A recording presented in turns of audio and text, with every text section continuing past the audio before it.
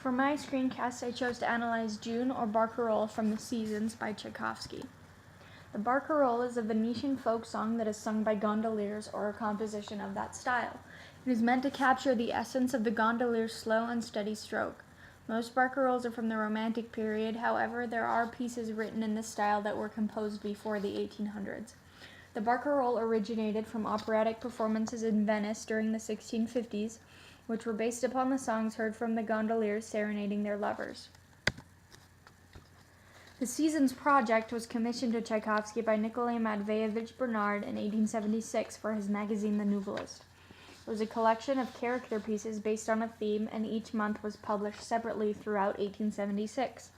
Tchaikovsky referred to these pieces as merely musical pancakes, since he was in the middle of writing a much more distinguished and important composition at the time, the Swan Lake Ballet. He said that he found the task simple and insignificant and was able to compose each piece in the series in a very short amount of time. The theoretical analysis of the first part of the A section. This piece begins with two-measure introduction of a simple G minor chord played twice. The dynamic is andante cantabile, which means flowing or song-like. In the following section, the melody often climbs up the scale, which is a motive that is repeated throughout the piece. Within the A section, there are many minor 1 and major 5 chords used.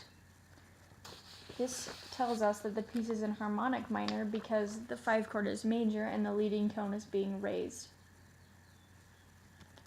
And the first part of the A section is measures 1 through 12. In the first half of the A section, the dynamic stays andante cantabile and piano. In the second half of the A section, the dynamic changes to poco più, which means a little more flowing or song-like, and forte. In the second half of the A section, the scale motive is moved up to a C scale with an F major chord as the harmony, which means the piece is modulated to the key of B flat major and is using the 5 chord. The major 1 and the 5 are still the most often used chords. This modulation to B flat major is very short-lived, as the leading tone is raised at the end of the next phrase to take the piece back into the key of G minor. The second part of the A section is measures 12 through 22, and after the second part of the A section, the first part of the A section is repeated. So we'll play the A section for you.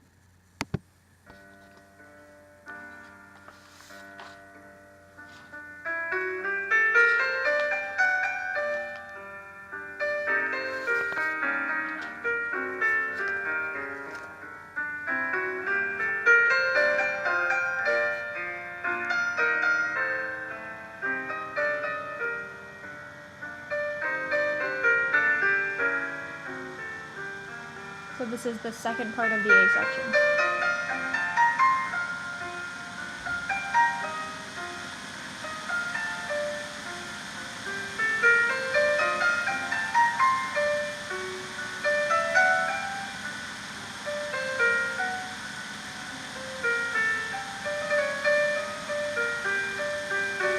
This is the first part of the A section again.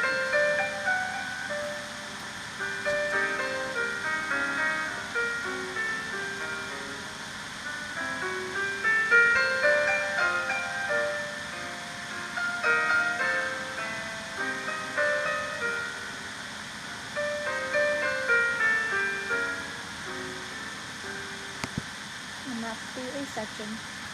Theoretical analysis of the B section.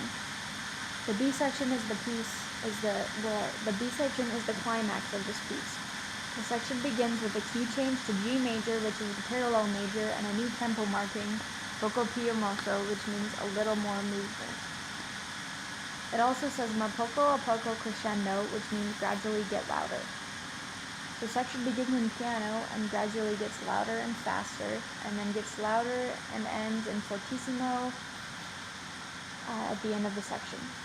The second half of the B section changes the time signature to 3/4 at measure 40, and changes the dynamic marking to allegro giocoso, which means quick and graceful.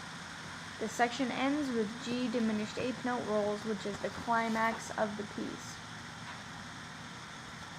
So we'll play the B section, which starts at 112.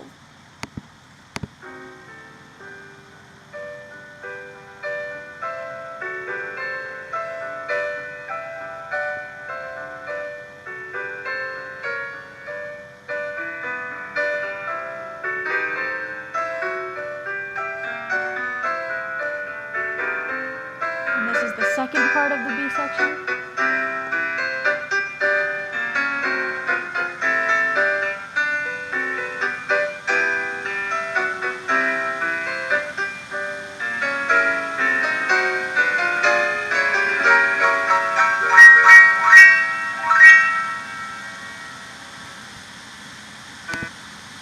And that's the B section. The A prime section is almost exactly the same as the A section. There's a few more embellishments in the bass than the original A section. The bass has some more arpeggiation in it than the A section.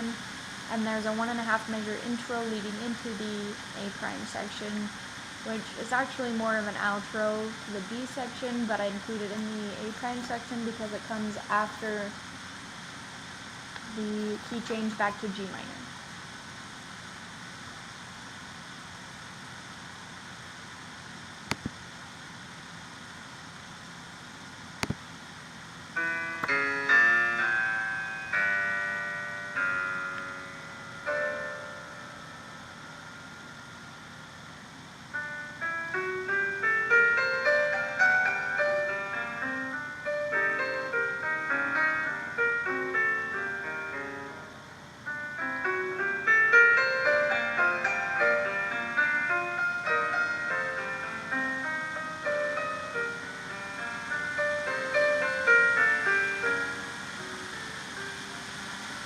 Second part of the A prime section.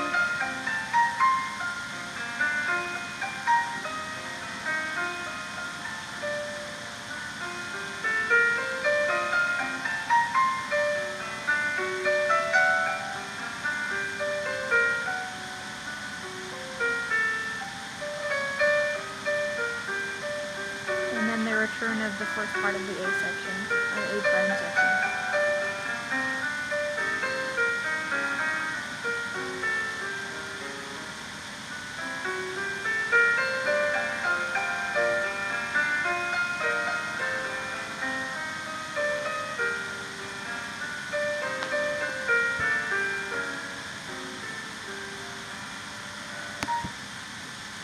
Is the A prime section.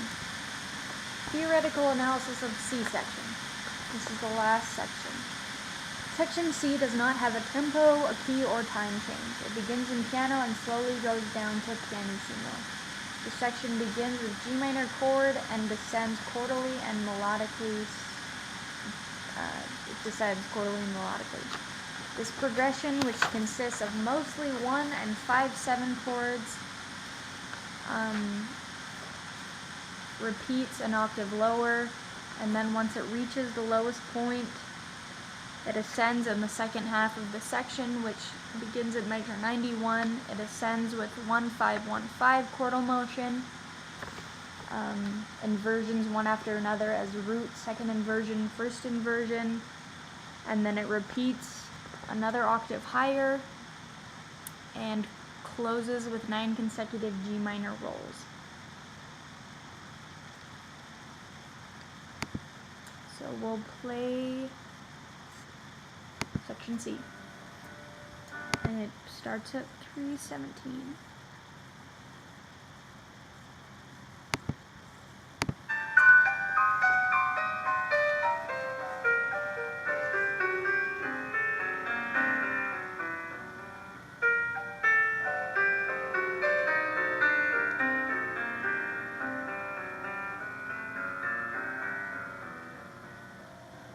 And this is the second part of section C.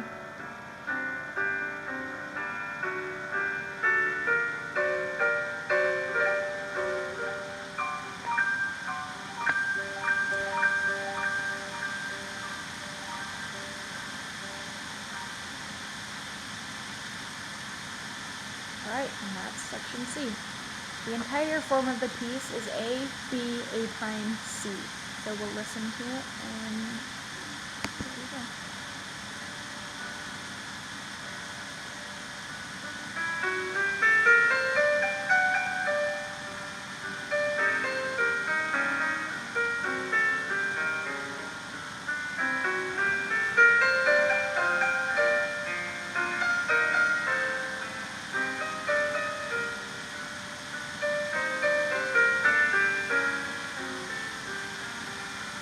This is the second part of the A section.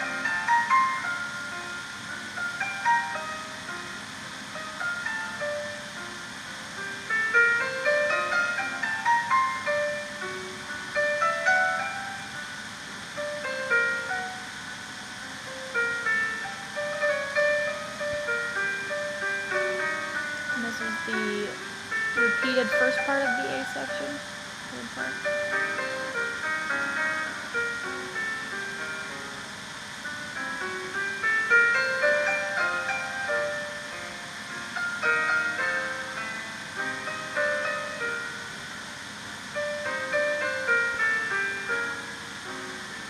This is the B section.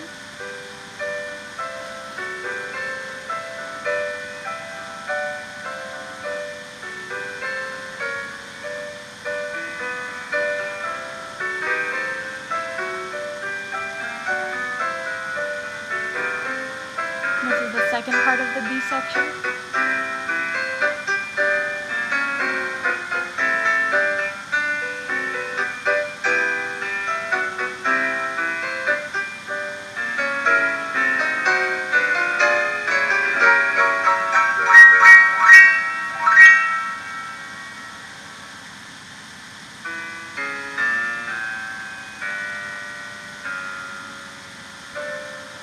And this is the A section, A prime section.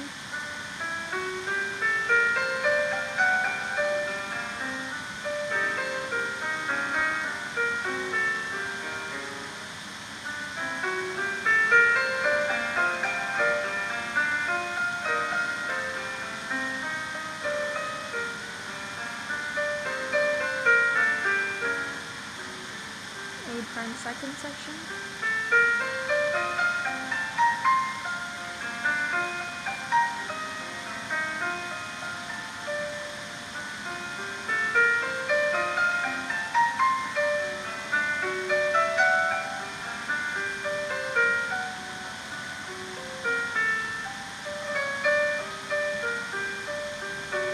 And then the return of the first section.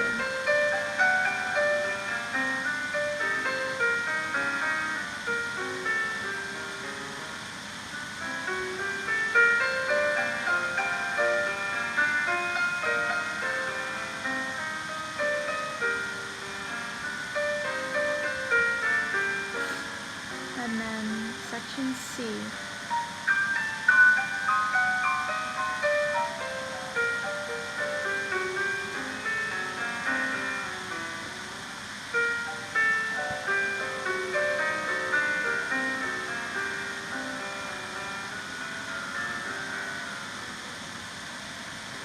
And this is the second part of section C.